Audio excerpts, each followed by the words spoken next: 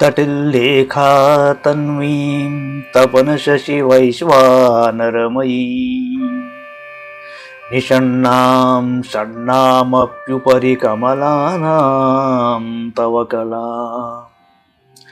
మహాపద్మాటవ్యాం మృదితమలమాయేన మనసా మహాంతః పశ్యంతో దహతి పరమాహ్లాదలహరీ.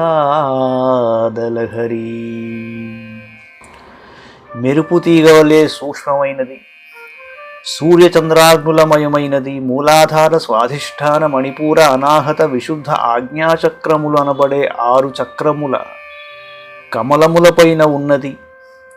మహాపద్మాటవి అంటే సహస్రార పద్మము నందు ఆసీనయైనది నీ సమయ కళ.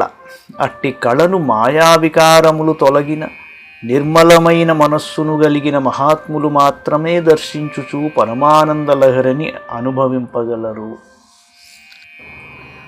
ఇక్కడ సాదాఖ్య కళ గురించి కేవలం సూచనప్రాయంగా చెప్పడం జరిగింది.